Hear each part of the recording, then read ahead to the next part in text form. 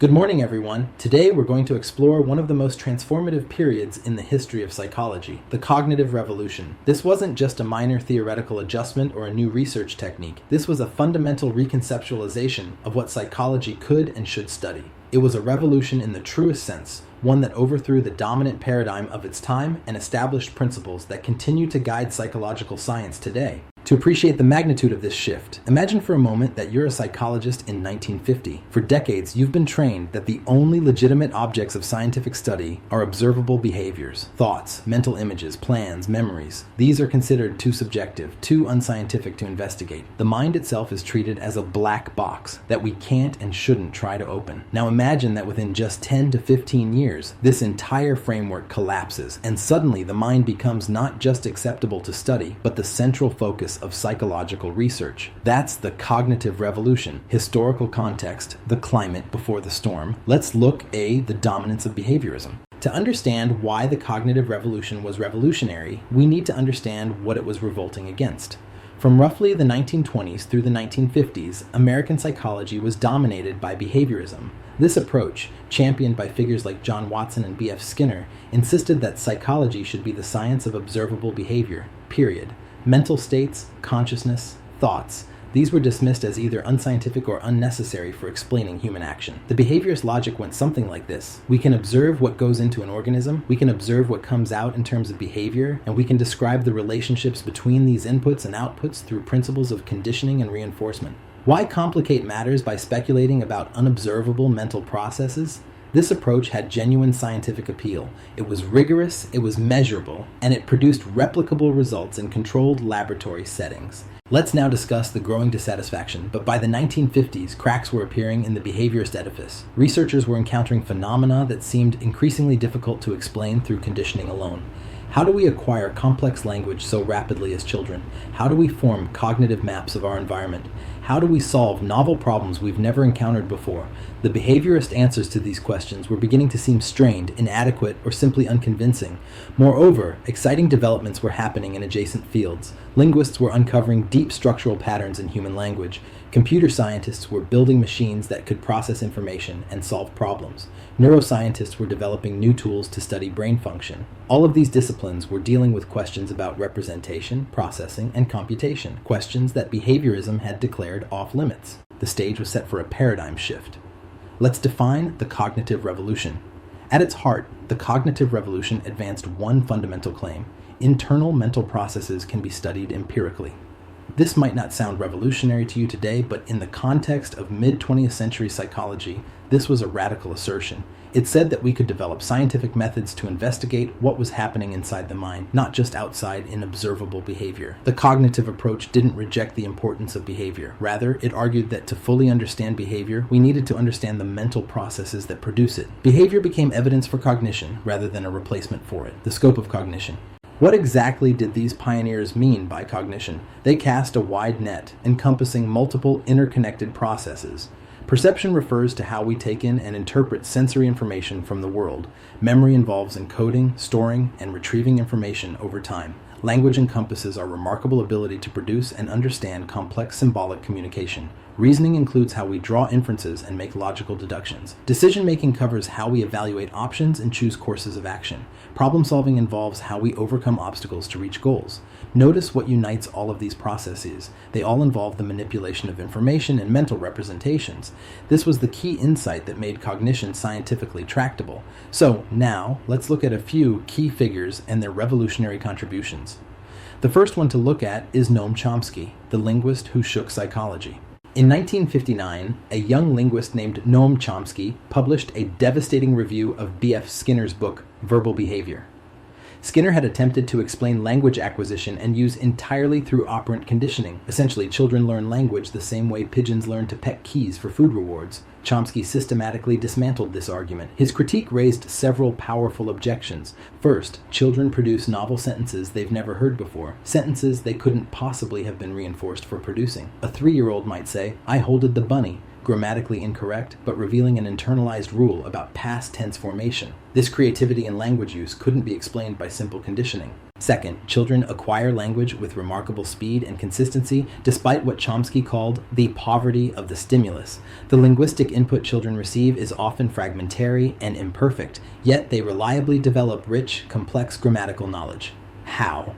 Chomsky's answer was revolutionary. Humans must possess innate cognitive structures specialized for language acquisition. We are born with what he called a universal grammar, a set of linguistic principles that constrain and guide language learning. This proposal did two things. First, it suggested that conditioning alone was insufficient to explain a major domain of human behavior. Second, it legitimized the study of internal mental structures as explanatory mechanisms. The impact on psychology was seismic. If language required innate cognitive structures, what else might? Perhaps the mind wasn't a blank slate after all. Perhaps understanding behavior required understanding the mental architecture that produced it. Now let's look at Ulrich Neisser, the systematizer. While Chomsky provided the theoretical ammunition, Ulrich Neisser provided the systematic framework. In 1967, Neisser published Cognitive Psychology, a book that effectively formalized cognitive psychology as a coherent field of study. This wasn't just a collection of interesting findings, it was a manifesto for a new approach to studying the mind. Neisser offered an influential definition of cognition as the processes by which sensory input is transformed, reduced, elaborated, stored, recovered, and used. Let's unpack this definition, because each term matters. Sensory input is transformed when, for instance, electromagnetic wavelengths become our perception of color. Information is reduced when we extract the gist of a story and forget specific wording. It's elaborated when we add inferences and background knowledge to what we directly perceive. We store information in various memory systems. We recover it through retrieval processes, and we use it to guide action and thought. This definition accomplished something crucial. It made cognition concrete and researchable. These weren't vague mental phenomena. These were specific processes that could be investigated through carefully designed experiments. Neisser's book provided a roadmap for how to conduct this research, synthesizing existing work and pointing toward future directions. With all this in our understanding, let's look at the mind as information processor. One of the most powerful conceptual tools of the cognitive revolution was the analogy between human cognition and computer systems. This wasn't a claim that minds are literally computers, but rather that both can be understood as information processing systems. Consider how a computer works. It takes inputs, performs operations on those inputs according to programmed rules, stores results in memory, and produces outputs. The cognitive approach suggested we could think about human thought in similar terms. Sensory input serves as the input to our cognitive system. Various mental processes, attention, perception, memory retrieval, reasoning, serve as the processing operations. Mental representations serve as the stored information, and behavior, along with conscious experience, serves as the output. This framework was enormously generative. It allowed researchers to ask precise questions. What's the storage capacity of short-term memory? How long does it take to retrieve information from long-term memory? How do we search through mental representations? These questions could be answered through reaction time studies, memory experiments, and other empirical methods. Perhaps most importantly, the information processing framework legitimized mental representations as objects of scientific study. A mental representation is an internal state that stands for something else. A memory image of your childhood home, a concept like justice, a phonological representation of a word. Behaviorists had been deeply suspicious of such entities because they couldn't be directly observed. But the cognitive revolution argued that we could infer their properties through behavioral evidence, just as physicists infer the properties of electrons through their observable effects. If we design the right experiments, we can test hypotheses about the format, organization, and processing of mental representations.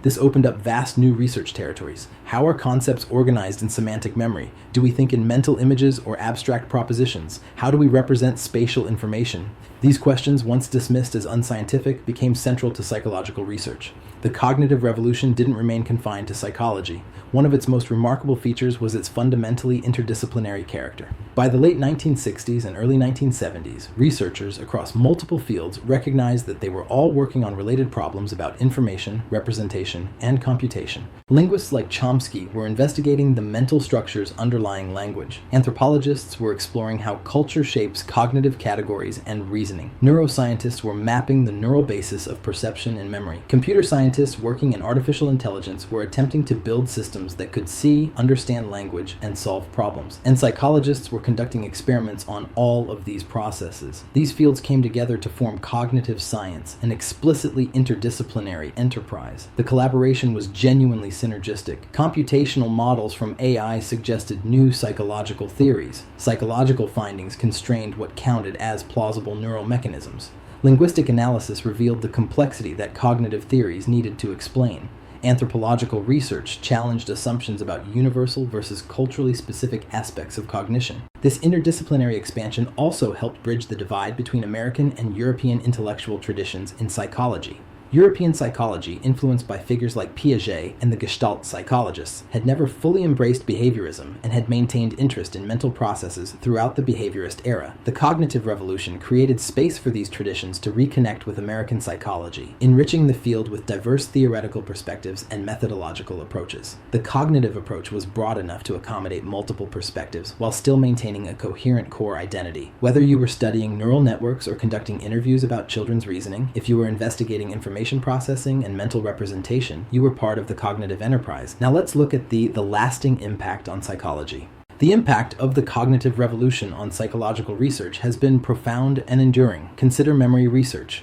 Once confined largely to studying how rats learned mazes, memory research exploded into investigations of encoding processes, retrieval cues, the distinction between short-term and long-term memory, semantic versus episodic memory, implicit versus explicit memory, and countless other topics. Today's memory research employs brain imaging, computational modeling, and sophisticated experimental designs, all built on the foundation established during the cognitive revolution. Attention studies provide another example. Behaviorism had little to say about how we selectively process some information while ignoring other information. The cognitive approach made attention a central research topic, leading to influential theories about attentional filters, resource allocation, and automatic versus controlled processing. This research has practical applications in everything from educational design to user interface development. Intelligence testing was transformed as well. While IQ tests existed before the cognitive revolution, the cognitive approach provided new theoretical frameworks for understanding what these tests measured. Rather than treating intelligence as a single general factor, cognitive researchers investigated component processes like working memory capacity, processing speed, and executive functions. This has led to more sophisticated models of intelligence and more targeted interventions for cognitive difficulties. So after we have talked about all of this, let's ask the question: what are the clinical applications? Perhaps nowhere is the impact more tangible than in clinical psychology. The development of cognitive behavioral therapy, CBT, directly stems from the cognitive revolution's insights. If mental processes like thoughts, beliefs, and interpretations causally influence emotions and behavior, then changing those mental processes should change emotional and behavioral outcomes. CBT has become one of the most empirically supported therapeutic approaches for conditions ranging from depression and anxiety to eating disorders and substance abuse. The core techniques, identifying automatic thoughts, challenging cognitive distortions, restructuring maladaptive beliefs, all rest on the premise that cognition matters and can be scientifically studied and therapeutically modified. Today, we take for granted that studying the mind and studying behavior are complementary, not contradictory. We understand that observable behavior provides evidence about underlying mental processes, while understanding mental processes helps explain behavioral patterns. This integration of mental and behavioral perspectives is a direct legacy of the cognitive revolution. The cognitive approach didn't eliminate behavioral methods, it enriched them with new theoretical frameworks and questions. Modern psychologists freely draw on both behavioral measures and cognitive theories, selecting tools based on the research question at hand rather than ideological commitment. The cognitive revolution provided the conceptual framework that made modern cognitive neuroscience possible. When neuroscientists use fMRI to identify brain regions involved in working memory or record from neurons while subjects perform perceptual tasks, they're investigating the neural implementation of cognitive processes first identified at the psychological level. Cognitive theories give neuroscience questions to ask. Where in the brain is semantic memory stored? How does the brain implement attentional selection? What neural mechanisms support cognitive control? Without the conceptual apparatus developed during the cognitive revolution, we'd be able to measure brain activity but wouldn't know what to make of it. The study of cognitive deficits following brain damage has become a crucial source of evidence about how cognition is organized. When we observe that damage to specific brain regions produces selective impairments, affecting memory for faces but not objects, or grammatical processing but not word meaning, we gain insights into the modular organization of cognitive systems. This research tradition builds directly on cognitive concepts and theories. We can only recognize a deficit as specific to, say, working memory or executive function if we have clear cognitive theories defining these constructs in the first place. Every time you use a smartphone, navigate a website, or interact with voice-activated technology, you're benefiting from insights derived from cognitive psychology. Human-computer interaction, HCI, as a field explicitly applies cognitive principles to design. How much information can we effectively display at once? How should we organize menu systems to match users' mental models? How can we reduce cognitive load during complex tasks? These practical applications demonstrate that the cognitive revolution wasn't just an academic exercise. Understanding how human cognition works has real-world value for designing better tools and systems. Finally, the relationship between cognitive psychology and artificial intelligence has remained productive and bidirectional. Early AI systems were inspired by hypotheses about human cognition. Contemporary AI, particularly in areas like natural language processing and computer vision, continues to draw on cognitive insights while also challenging cognitive theories to keep pace with what's computationally possible. The current excitement around large language models and neural networks represents, in many ways, a continuation of questions first raised during the cognitive revolution. How is knowledge represented? How are representations learned from experience? What's the relationship between syntax and semantics? These are cognitive questions being explored through computational means. The cognitive revolution fundamentally reshaped psychology's intellectual landscape. It restored the mind to its rightful place as a legitimate object of scientific inquiry. It provided powerful new theoretical frameworks and methodological tools. It fostered interdisciplinary collaboration that enriched our understanding of cognition from multiple perspectives. And it established research traditions that continue to drive discovery today. When we look back at this period from our vantage point in the 21st century, what's most striking isn't just what changed, but how thoroughly the change took hold. The cognitive approach isn't one perspective among many in contemporary psychology. It's the dominant framework that most psychologists work within, whether they're studying development, social interaction, emotion, or clinical disorders. Yet the revolution's work remains unfinished. We still have profound questions about consciousness, subjective experience, and the relationship between mental and neural processes. We're still developing more sophisticated theories of how cognition actually works in real-world contexts, not just sterile laboratory conditions. We're still grappling with how culture, embodiment, and social interaction shape cognitive processes. But these are questions we can meaningfully pursue precisely because the cognitive revolution gave us the conceptual tools and methodological frameworks to do so. It opened a door that had been closed for decades, and what we've discovered on the other side continues to surprise and enlighten us. The cognitive revolution reminds us that science progresses not just through accumulating facts, but through fundamental shifts in how we frame questions and what we consider legitimate objects of inquiry. It shows us that sometimes the most important scientific advances come from questioning basic assumptions that everyone takes for granted, and it demonstrates that when a paradigm shift is truly warranted, it can happen with remarkable speed, transforming an entire field within a generation. Thank you.